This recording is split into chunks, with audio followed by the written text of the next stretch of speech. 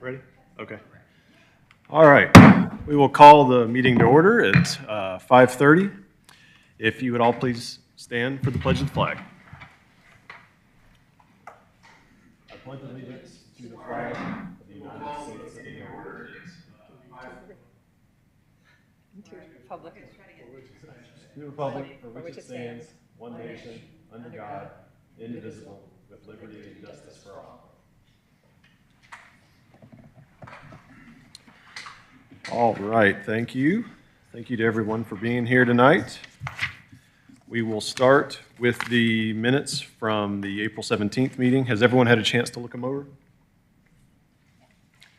Any concerns or questions, comments, changes? Okay. I have a motion to approve those. Motion to approve. Okay, I'll second that. second. All right, all in favor? Okay. All right. So now we have our public hearing. Ellie, would you like to read the? An individual requesting to be heard on a matter related to the purpose of the hearing must be recognized by the chair before addressing the board. Upon rising to speak, the speaker must identify himself or herself and furnish a home or business address before proceeding with any comments or remarks. The board will allow the proponents a total of 10 minutes to speak in support of an application, and opponents will also be allowed 10 minutes to speak in opposition. Comments are accepted first from the applicant, followed by persons speaking in favor, and then from those in opposition. Upon conclusion of any opposing comments or presentations, the chair will allow the applicant to offer rebuttal if any time is remaining in the original allotted 10 minutes. And the chair has the authority to give more time if he sees fit. Thank you. Thank you for that. All right, first on the agenda tonight is item V-25-10, Georgia Skyline Bank. It's consideration of a variance to reduce the front building setbacks on Mansell Road and Old Roswell Road to allow for the redevelopment of a gas station with a new two-story, 5,760 square foot bank with drive-through. A variance is requested from Unified Development Code subsection 2.2.17D to reduce the front building setbacks on Mansell Road and Old Roswell Road. The property is located at 1190 Old Roswell Road and is legally described as being located in Land Lot 560, 1st District, 2nd Section, Fulton County, Georgia. Mr. Woodman?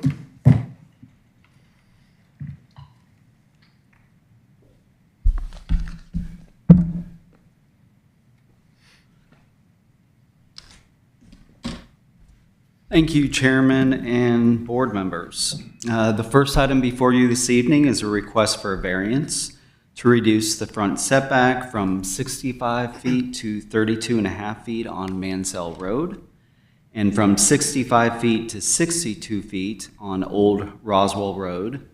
This will allow for the redevelopment of a gas station with convenience mart into a bank with drive-through. This variance request is being initiated upon staff input, so staff suggested that the applicant move forward with this variance. And the requested variance would allow the building to move closer to the street with the parking and drive-through located to the side and behind the bank building. I do have the location map on the overhead. This property is located at 1190 Old Roswell Road. This is the northwest corner of Mansell Road and Old Roswell Road. You may remember from about a year ago, there was a bank property kind of catty corner from this location that was being converted to a car wash. Again, staff recommended that that car wash come through for a variance to move their buildings closer to the road with the parking and other car wash facilities behind. So again, this is similar to that in that respect. Got some street view of the property. This property is just under an acre. It's 0.84 acres, zoned light industrial. This is a view of the property, the existing gas station here. Triangular shaped property, view from Mansell.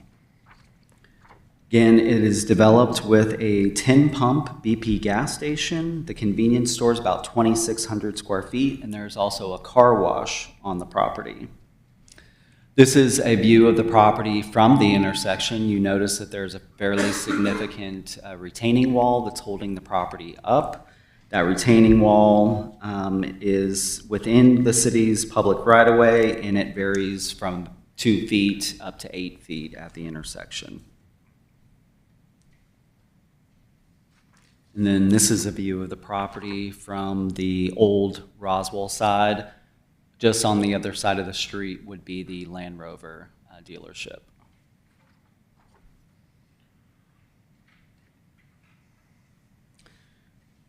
So again, staff did suggest that the applicant move forward with this variance request to reduce setbacks related to our concerns over aesthetics of the property from the street.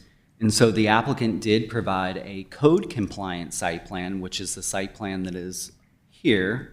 So this site plan meets code, so they can redevelop this property with a bank with drive-through without a variance being approved. And this is the site plan showing that they can do that. We didn't like this site plan because all the parking is located between the building and the bank building. Yes, the drive-through is on the back side of the bank building here, but this we felt like was just a continuation of what you have today with a bunch of asphalt between the road and the building. So this is the code compliant site plan, and this is the site plan that the applicant would like to be approved and would need setback variances.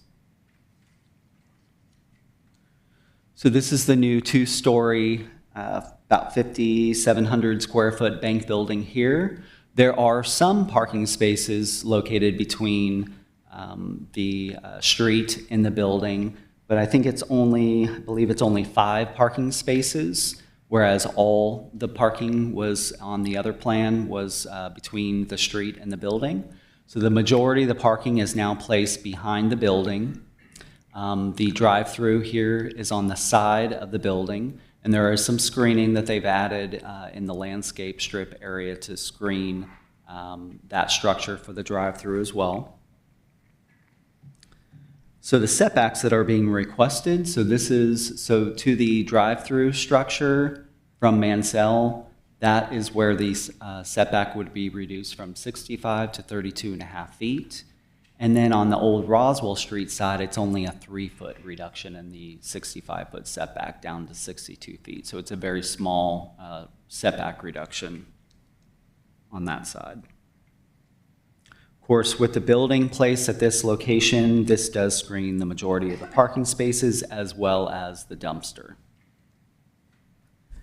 Looking at the review criteria for a variance, we found the bank, of course, noted that the bank with drive-through is permitted use on the property, so it could be developed. They've showed a code-compliant site plan. But we believe staff does support this site layout. We think that it would improve the appearance of the property from Mansell and Old Roswell Street. As I said, it is supported by staff. If approved, we are recommending that the retaining walls that are existing be painted to blend with the surroundings. The applicant did provide a citizen participation plan, and they did not receive any comments back. And with that, staff is recommending approval of the applicant's request. And before I go over those conditions, I forgot to show you the building. So this view of the building is what you would see from Mansell. So this is that drive-through structure here. They made it look like the building. This is a view from the intersection. So if this is, the building is kind of oriented to the intersection, so this is what you would see from the intersection. And then this is the old Roswell Street side. Staff is recommending approval of the applicant's request subject to 7 conditions, and I'll go through those conditions. Condition 1 ties it to this site plan, which was done by Carter Harker Road Group, revised May 13th, 2025, and with a 32.5-foot setback on Mansell Road and a 62-foot front setback on Old Old Roswell Road. Condition 2 ties the buildings, makes the building substantially similar to the renderings that I just showed you, with final approval, but by Design Review Board. So they do have to go to Design Review Board because this is located on Mansell Road.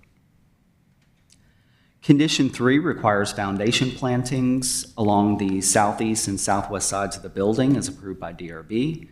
4, bioretention areas shall be planted as decorative features as approved by DRB. They have a couple, there's a bioretention area here beside the drive-through. There's a bioretention here at the intersection as well. Those areas provide stormwater, but they can be planted with landscaping material that is decorative. Condition 5, in addition to trees, developers shall plant shrubs and ornamental grasses in the landscape strips along Mansell Road and Old Roswell Road. These plantings shall be installed near the highest ground elevations to provide additional site screening as approved by DRB. Condition 6, landscape strip along Mansell Road shall be enhanced to screen the drive-through as depicted on the site plan prepared by Carter Harkle Road Group, revised 5/13/25. And condition 7, developer shall paint the retaining wall to blend with the surroundings, subject to final approval by staff. And if you have any questions, I'd be happy to answer those. Yes. You know, this might be like an irrelevant question, Okay. but I'm looking at this, and I'm looking at every bank building that I see anywhere, and people don't go to the bank anymore. This seems like a lot of parking. I'm sure that they tried to fit in what was required, but I'm not trying to redevelop the property either, but have we thought about a variance to get rid of a few parking spots? I would say you probably need to address that question to the applicant. Okay. I I don't care. I'm just saying, like, and I know that wouldn't really change their request for the variance, but it might help them with cost and having more green area on the site as opposed to parking spots that people don't use. definitely would recommend asking the applicant Okay. about that. There would be, so we wouldn't be able to, this board wouldn't be able to grant that today because it would be something that has to be advertised. But there are some, we do, staff have some administrative authorities to reduce their parking up to 20%. If that was the guidance from this board and the applicant was okay with that. I will also, we are looking at parking right now. In fact, we've brought some parking changes to council that they've asked us to look into. And I don't disagree with you. I think that people aren't frequenting banks as much as they did in the past. And we'll look at that parking rate and make sure that it is appropriate. Go ahead. Michael, a question that I have is, this property was being granted in the past. There was a variance reduction in the past from the note that I see. There was actually the notes which is saying that the existing gas station had variance granted for setbacks for both the building and a canopy. So they are already being granted in the past, and now they're asking for additional variance to be. So any variance that would have been granted for the gas station, when the gas station goes away, those variances go away. They were specific to the gas station. Okay, so Yeah. that will be reset back where it was, and then that will take it. Yeah, so when they redevelop this property, they're starting from a fresh slate, basically. Okay. And so they are subject to the current zoning regulations, which in light industrial zoning is the 65-foot setback from these two streets. Okay. And the next question that I do have is, I was discussing earlier, actually, that intersection is really a major intersection. I know in the past we did approve actually the car wash across the street. We kind of, be lenient versus now is today's things are different, and there's a potential actually the area development, which is the North Point area. I'm just thinking actually that's major artery for traffic actually congestion can be. So anything that we do will have an impact for future that we do. So I'm really looking into, there is actually option of number 3 which was being proposed without taking any variance. I believe number 1, number 2, number 3 has been option being provided. So number 3 is as an existing, they would be able to, without taking any variance, there was options being provided for the developer. I'm not sure I follow the questions. I know you mentioned something with traffic impact, but are you, when you're talking about 1, 2, and 3, are you talking about the conditions? No, actually, there are options which was being given. I looked at it earlier. The developer be able to develop as is without taking any variance request. Yes, he could develop without this variance request. And the only condition is because of the aesthetically, the building, they want it to be facing to the street as close as possible. That's one of the conditions, right? We want it in order to pull the building closer up to the intersection, towards the intersection and the street, with all that asphalt parking to the side and behind the building. So we're trying to get more green area between the street and the building by reducing these setbacks and allowing them to pull the building up to the road. Also, if they developed their code compliant site plan, we can't condition screening on the property. We can't condition foundation plantings around the building. So there are conditions that have been added through the variance process to make this a better site overall, more aesthetically pleasing. Okay. Does that address the question? It does actually address, so I'm trying to see the options of really without taking any variance, how would be able to build, the developer be able to build at the same time without touching the corridor, because I'm also concerned about the area, taking any, spaces from the corner side, because future plans that, we're trying to develop in the area or surrounding North Point area, that Yeah. will bring in really more traffic, and we may consider actually certain corridors that needs to be effectively used. So that's why I'm thinking ahead, trying to be a little bit futuristic on that. Yeah. This area is all mainly light industrial zoning in this area, so it is light industrial zoning allows the most variety of uses in our code, like any commercial use that you can think of, any of the heavier type commercial uses like gas stations are allowed within that zoning. So really changing this property from a gas station to a bank, it's going to generate, it's a lot less traffic than the gas station would. So we see a lot of benefits with the proposal that is on this property right now with the change of use, as well as the setback reductions in order to make it more aesthetically pleasing. Okay, good enough, thanks. And while I do agree with you, Lisa, on the parking as far as future, but I do think that people that do go to the bank today currently are older people that need parking. So I like this design, and I think it's aesthetically much better than the one that is acceptable without the variances. Is there any say-so in putting any sort of, like speed bumps or that sort of a thing, as far as from the city's perspective, to keep cut through to a minimum to not endanger pedestrians, if you would? Yeah, so someone's not cutting through there. That's certainly something that we can look at with the LDP process. And certainly this board could add that, especially if the applicant thought that that could be potentially a problem. You could certainly add that as an 8th condition. Mm-hmm. Okay. Was that retaining wall put in by the city or by the property owner? I'm not sure. I did talk to Public Works about that retaining wall when we were talking about what can we do about it just to make it a little bit better looking than it does today. I believe that we allowed, when the gas station was developed, the city, that it was part of a private property, and then they were required to dedicate right-of-way, and then it became ours. So I believe that it was developed by the gas station when the gas station was developed, but I cannot 100% confirm that. But that's in the right of way? But it is in the right-of-way now, and it is ours. It's the city's.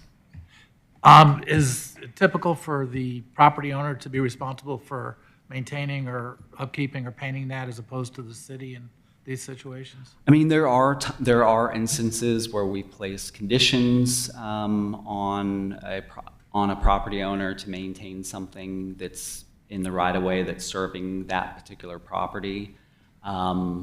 We did not put a maintenance condition here. We did ask the applicant to do the painting on it. But we did not add anything with regard to maintenance. And we did that because we just didn't want to push too far. I mean, we did ask the applicant to go forward with his setback variance because we thought it was a better plan to begin with. But certainly, you may want to discuss that with the applicant. I would suspect that the look of that wall is important to them for their site, and that they'll want to keep it looking nice. But certainly, that's something that you could consider adding, but you may want to talk to the applicant about that. Anything else? I'll just make a comment. I appreciate what you're doing because I think this will benefit Alpharetta aesthetically. And the point that you made about that it's more in line with the North Point overlay, even though it's just outside the overlay. Yeah. So, if these folks are willing to work with us, I think it would be to the Alpharetta's benefit. So thank you. Thank you. All right, thank you. Would the applicant like to come forward?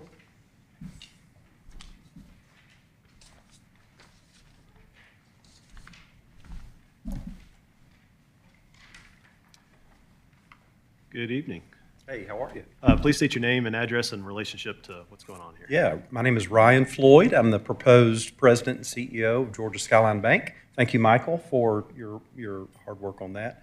Greetings, good afternoon. Thank you for allowing me this opportunity and some great questions already asked about the bank. We are excited about community banking. Community banking is a dying breed.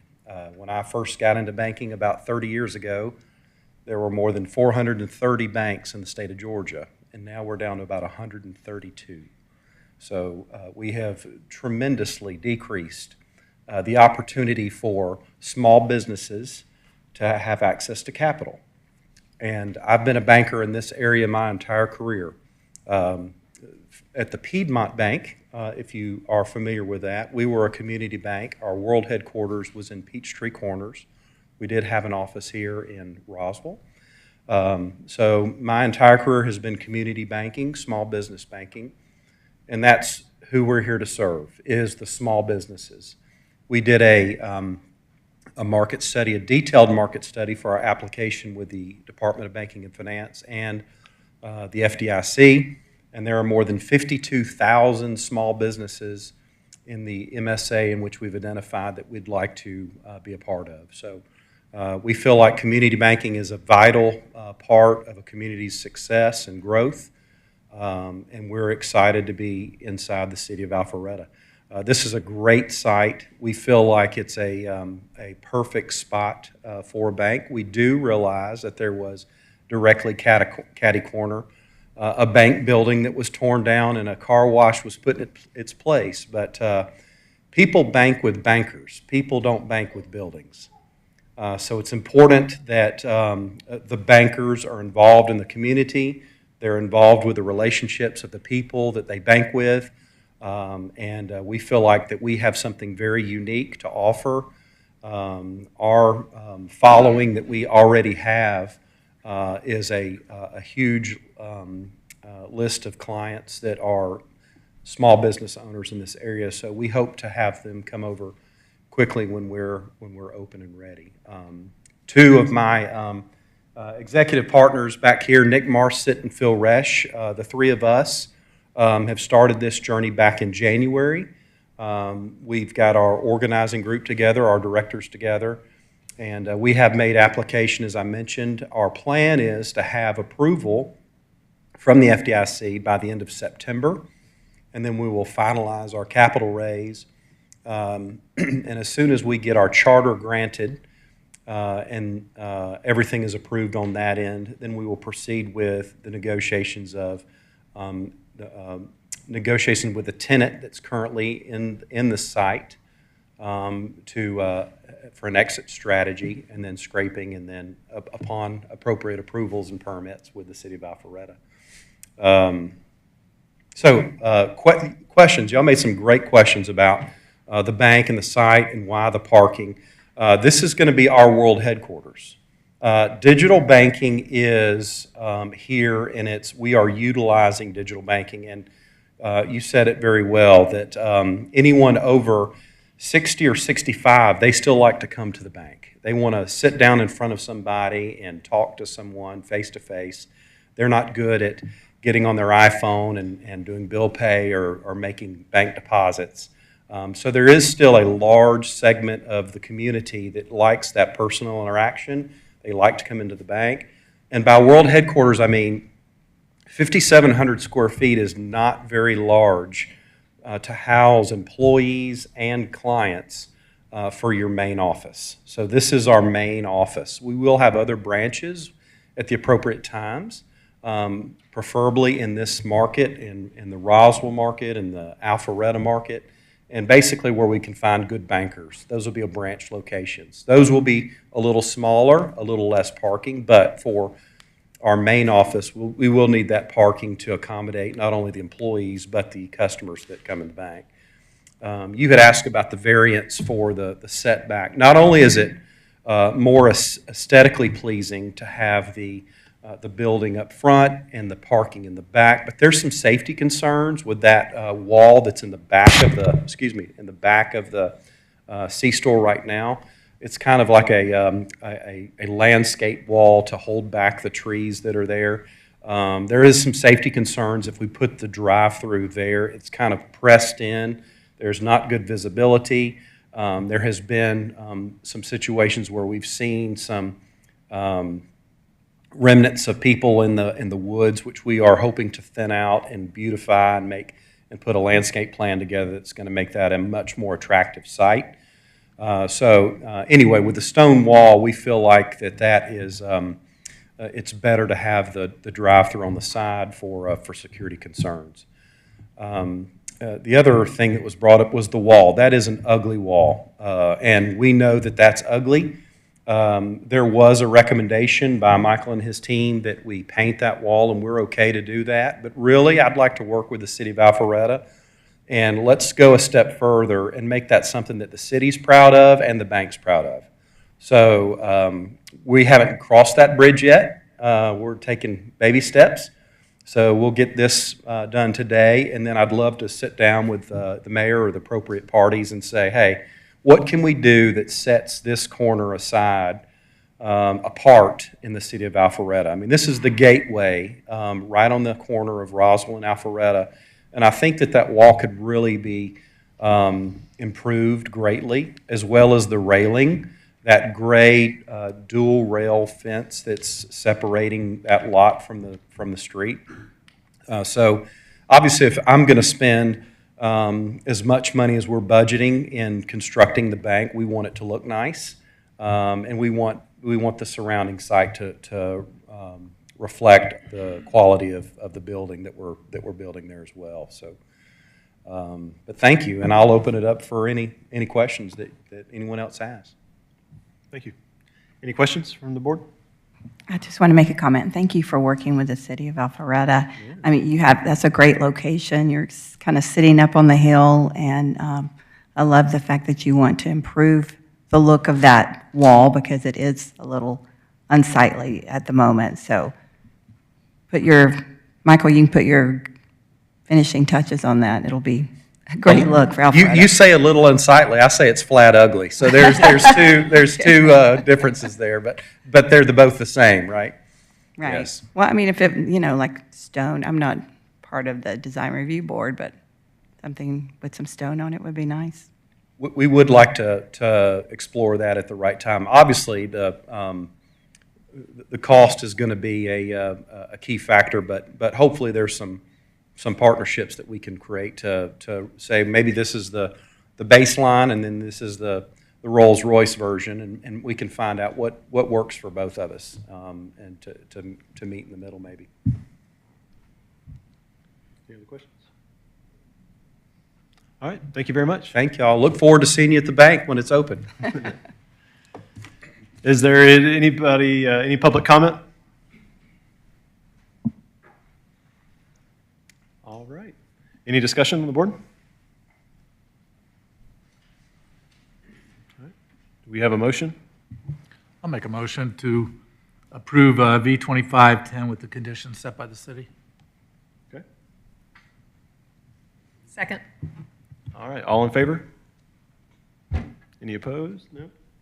All right, motion passes. Next on the agenda is item V-25-12, Frederick 100 Jane Ellen Way. This is a consideration of a variance to reduce the front building setback from 50 feet to 35 feet to allow for the redevelopment of a residential lot with a new single-family detached home. The property is located at 100 Jane Ellen Way and is legally described as being located in land lots 1194 and 1255, 2nd District, 2nd Section, Fulton County, Georgia. Mr. Wood?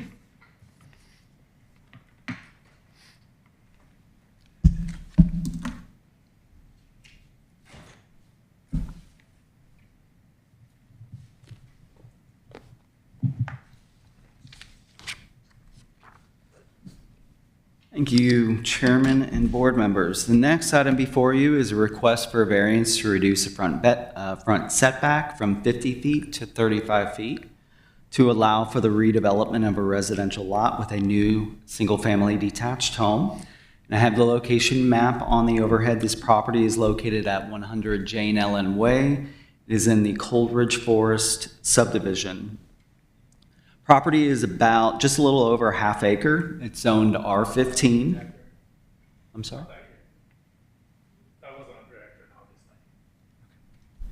Property is just over a half acre, zoned R15, developed with a one-story, 1,500 square foot, single-family detached home. There are 2 perennial streams on the property, so running along the west side of the property as well as on the south side of the property, and the stream buffers cover much of this property. So the existing home is sitting within the stream buffers today. And so we worked with the applicant. We wanted to limit any further encroachment into either of the 2 stream buffers on this side as well as on this side. And so this red line here represents the existing footprint of the existing home on the property. And so this site plan is their proposed site plan, so you can see the new home does not extend any further into the stream buffer than the existing home did on the south or on the west. But in order to do that, they are asking for a front setback reduction from 50 to 35 feet.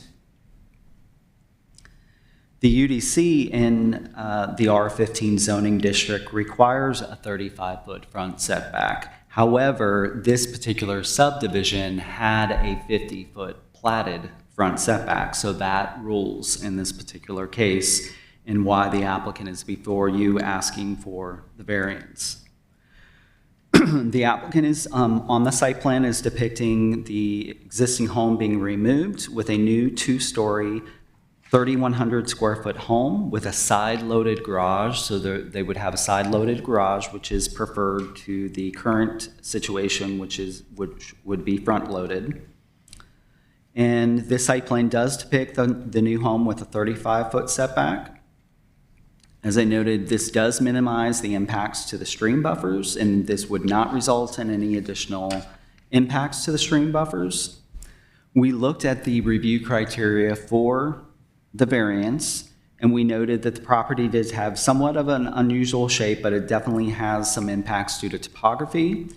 And of course, there are peculiar conditions. There are 2 perennial streams on the property impacting nearly the entire property.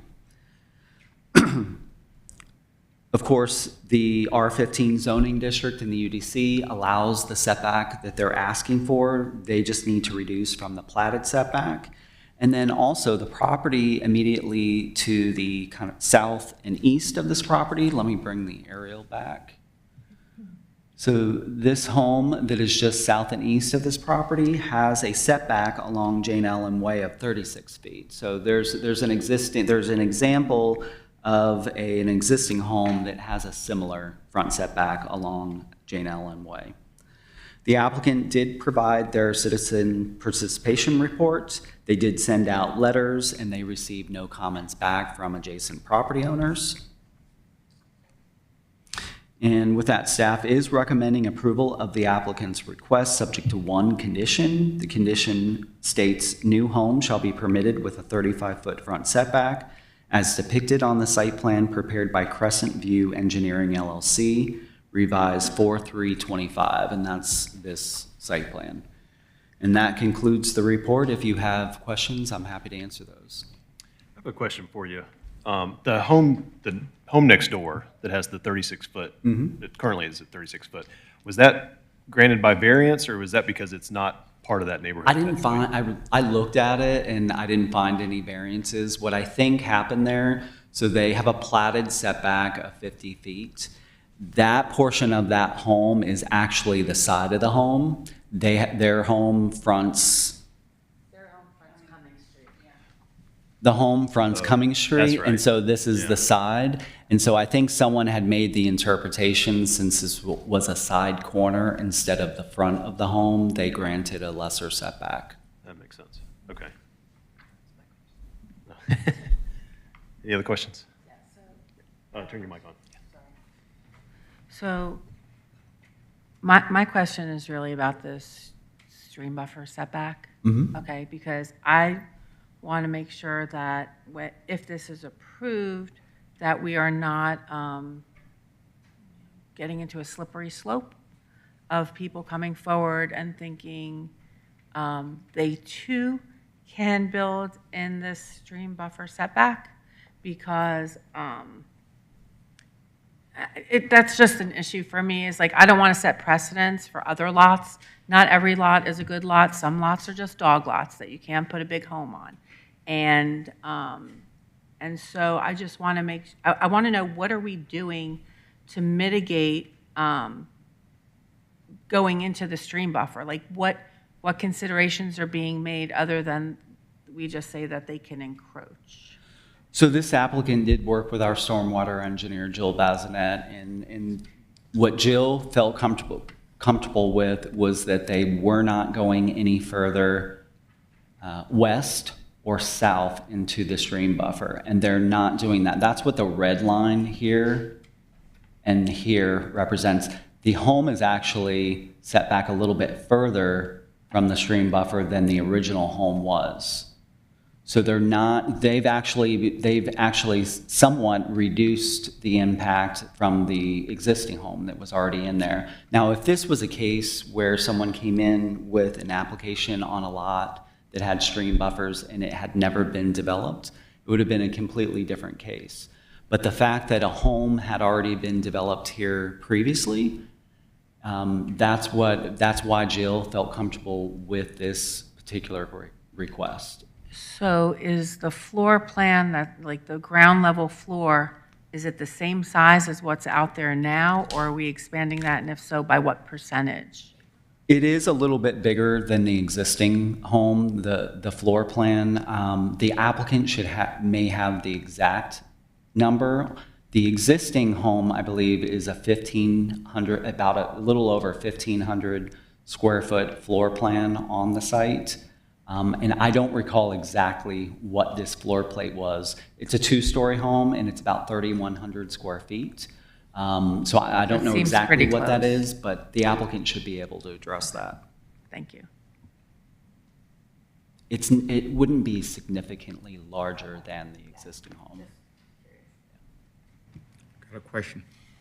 Michael, so the condition for proposed approval, is it hardship?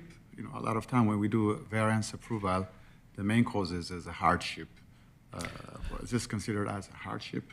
Yes, we believe that they have hardship on this property. There are 3 criteria that we assess for a variance. The first one talks about, are there exceptional conditions on the property due to its size, shape, or topography? And we do believe that the property does meet that. The third review criteria talks about, are there peculiar conditions on the property? The fact that there are 2 stream buffers impacting almost the entire property, and there was a home previously built on this property. So there are rights to develop a dwelling on this property. There's a home there today. So yes, we do believe that it meets the level for hardship. Copy, thank you. Anything else? So just to confirm, this will maintain the existing encroachments as far as the stream buffer goes. The new home will not encroach any further into this stream buffer or this stream buffer. So these red lines, this new black box of the home or home footprint that you see here does not go over these red lines here or here. So it will not impact that stream buffer any further than it was previously. Okay, thank you. All right, thank you. Would the applicant like to come forward?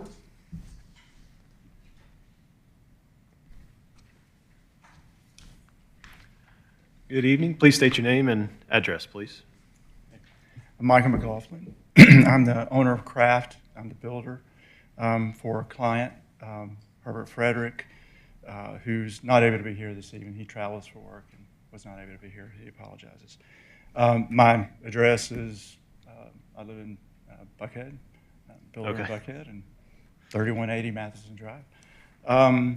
This is Sid. He's one of my project managers that will be actually the guy building the house on the site every day.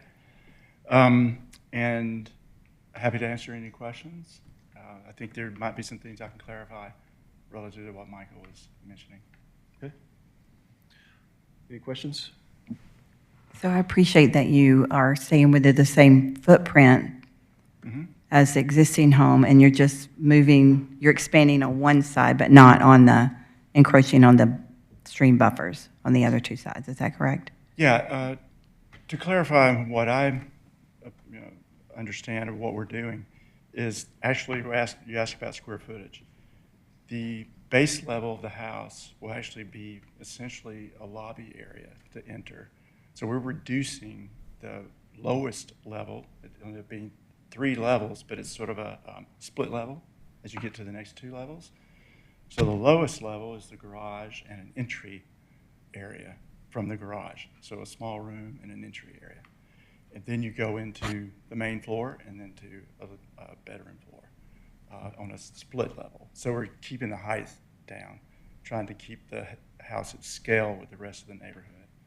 So we're actually, by shrinking that lower level, the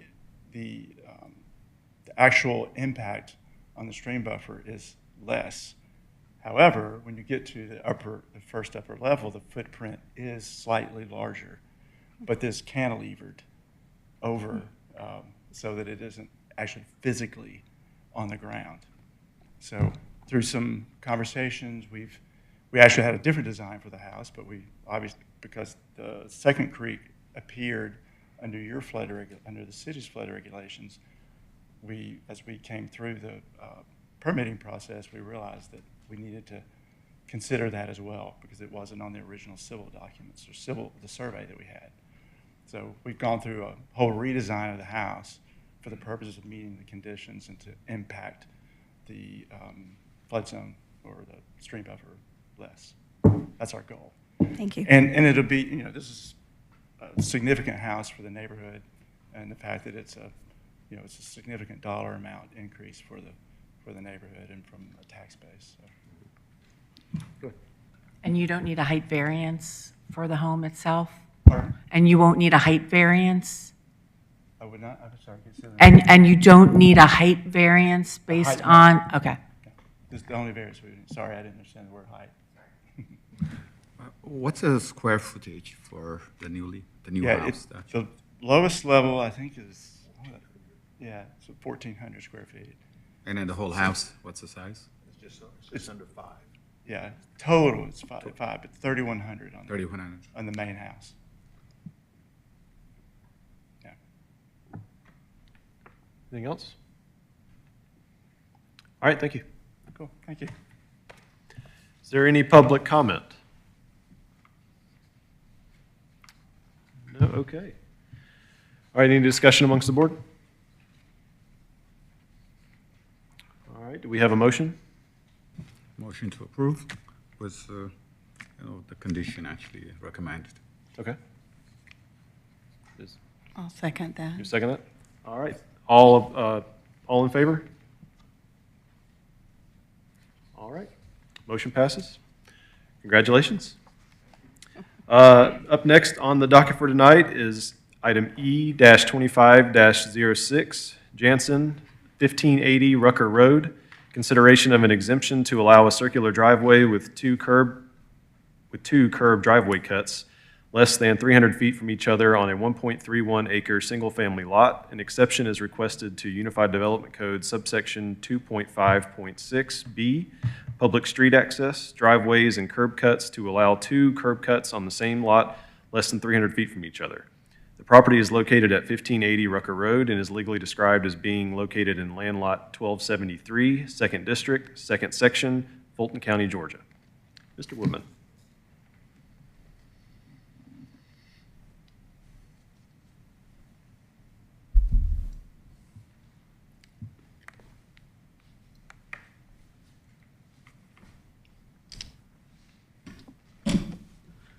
Thank you, Chairman and board members. The next request is a request for an exception to allow a circular driveway with two driveway curb cuts less than 300 feet from each other. This is a 1.31 acre single-family lot, and I do have the location map here. This property is located at 1580 Rucker Road, north side of Rucker Road and east of Michaela Drive. Property is zoned R15. It is currently being redeveloped with a new single-family detached home. This is the property here. As you can see, it's much larger than the other properties. The reason that it is larger is because when the property owner purchased it, they purchased two lots. So there were two lots, just like you see here. Those two lots were combined. There used to be two homes on the property with two curb cuts from Rucker Road. This is the applicant's site plan. So this is the new home here on the property, and this is the circular driveway using the curb cuts, existing curb cuts on Rucker Road.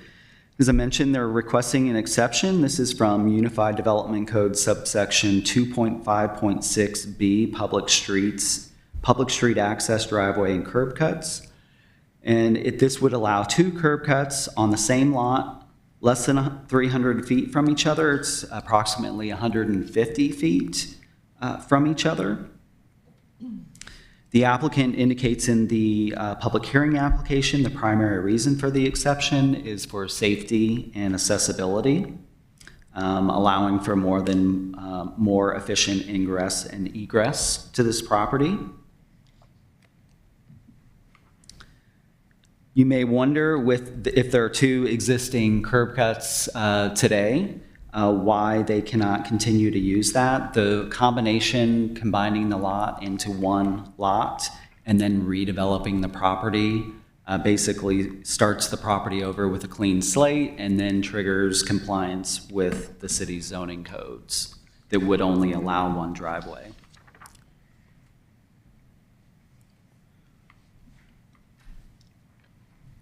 Looking at the review criteria for an exception, and I just would like to clarify too, because I know we just talked about the variance criteria. Exception criteria is very similar to a variance. You can prove a hardship with an exception, which are the first three review criteria. The first three review criteria for an exception are exactly the same as they are for a variance.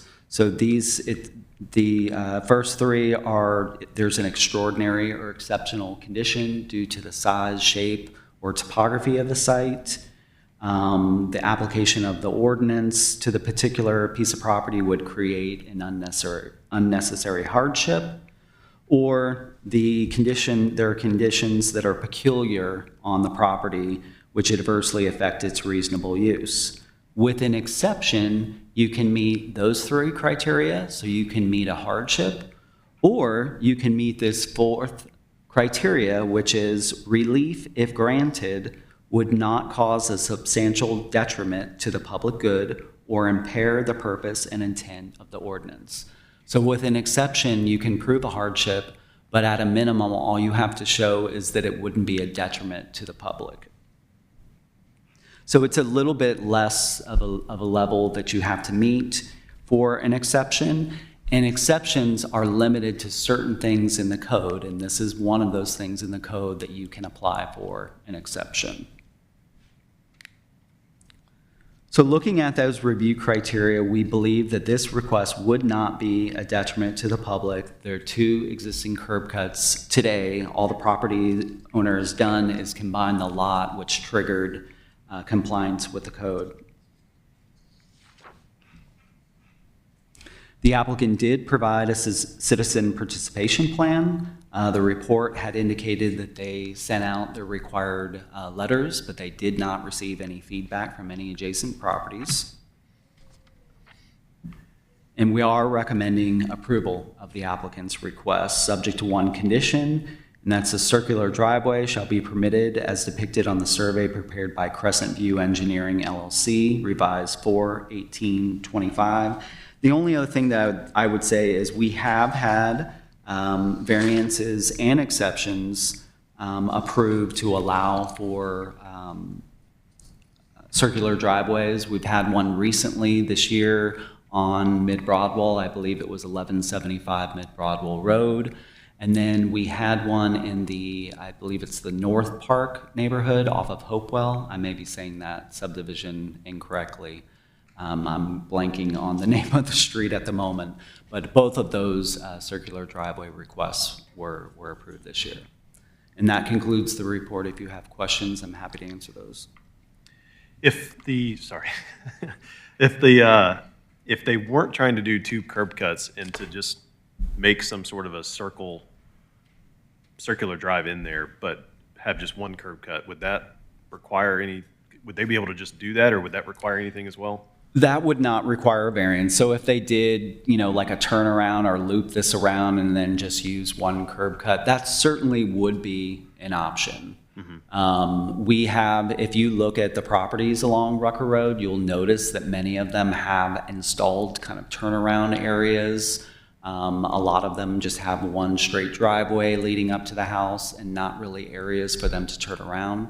So we've had requests from folks to add in gravel turnaround areas onto their driveway, but that's certainly an option. I believe that we may have discussed that with the applicant. I don't know. I think that they had preferred this way, so they wanted to try to get the exception approved for the circular driveway, but that could be an option, and it would not need the variance. Were the other circular driveways that have been approved also in a smaller footprint, below the 300 feet? Yes. Okay. Yeah, so the minimum separation that we require is 300 feet. The one on Mid-Broadwell, I believe even that one went to council, and the other one also went to council because they didn't qualify for the 50%. So they were even closer than 150 feet to each other. The one in, I think, the North Park neighborhood off of Hopewell was very similar to this, where the lot had 2 curb cuts on the road, and then because they tore down the house and redeveloped the property, the current code applied to the property, and that's why they had to go through the variance requests. The one on 1175 Mid-Broadwell was very close to the existing roundabout at Mid-Broadwell and Bethany, I believe it is. And then that one was a little bit more unique because it had an existing curb cut that was too close to the roundabout. And so they installed a second curb cut for the construction, and they wanted to reuse that construction access as basically their second driveway to create a circular driveway on that particular property.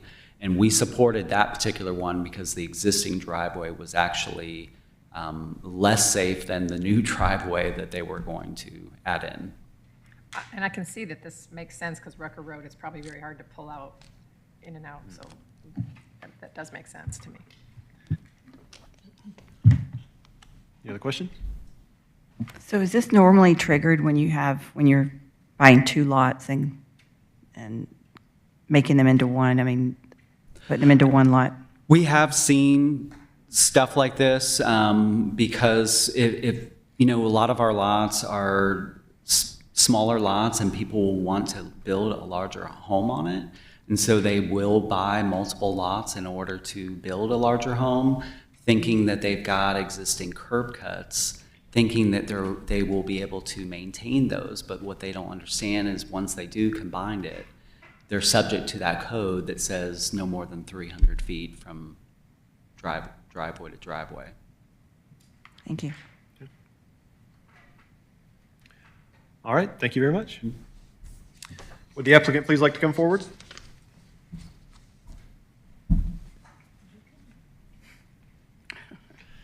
Hello again. Please do state your name and relationship again. Michael for me. McLaughlin, Yeah. 3180 Matheson Drive, Atlanta, and Sid Williams.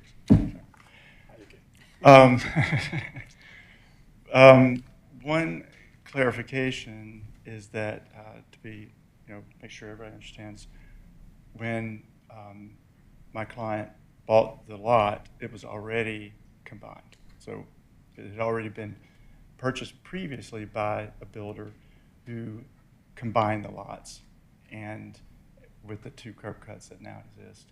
So we bought it under that circumstance. So we didn't actually combine the lot. But the primary reason is because of the traffic. It's shockingly busy on Record Road. We've learned as we've been building the house and having deliveries and having to manage traffic that it's quite busy. And the idea of the internal turnaround, which Michael, as he mentioned, we discussed, it actually adds significant traffic circulation of concrete, which impacts the impervious paver requirement, which we've already built all of the very significant storm detention system as is required by site development. So it really, we don't even have a lot of land area underground to build anymore because we've built such a significant one, both at the rear and the front of the house. So that was, the curb cuts there, we thought it was more safer, and it actually, the other part is for going in and out of the driveway at the narrow, you can't pass. So in that idea of a circular within the property and coming back out, two cars wouldn't be able to pass each other. And that could happen significantly for them and their lifestyle. And by the way, Paula Jansen is here. Now Paula Ford and her daughter Aria. Brandon, her husband's not here, but she's very excited about moving to Alpharetta. And we're finishing the house in September, hopefully. And so we're very excited about the house, and the staff's been great. We've really enjoyed, the whole process with the inspectors, and this is a landmark house for us. It's going to be amazing, beautiful, unique, special, and we think it'll be a great addition to Alpharetta. We built primarily in Buckhead and Sandy Springs. We're now here. We've got a couple more houses beyond the one presented earlier. So we're happy to be here as a new builder in Alpharetta. We do a lot of very high-end, high-quality houses, and so we're hoping that we'll be a good addition to all the builder group that you have here now. So. A question for you on so I assume, are you just using the current curb cuts? Like, yes. You're not doing new ones, right? Yep. Okay. Existing ones, yeah. And actually, if you guys are aware, they built all the new infrastructure there of the sidewalks and street lights, and that's the other thing. I think they're out there twice a week. If it's either a contracted or city staff, public works, cleaning the sidewalk and blowing the sidewalk and taking care of the public easement at least twice a week. It's constant. It's amazing, and so it's always clean and taken care of. But you have amazing infrastructure there, and at some point, the city rebuilt those curb cuts or the driveway apron at the street, so they're in excellent condition, which meant we didn't have to at least rebuild the apron. Obviously, we'll be doing the concrete beyond the sidewalk, but the wide sidewalks are there, and so another reason why she was very excited about having the lot, because she can walk to downtown very easily, and it's really cool infrastructure there. Question?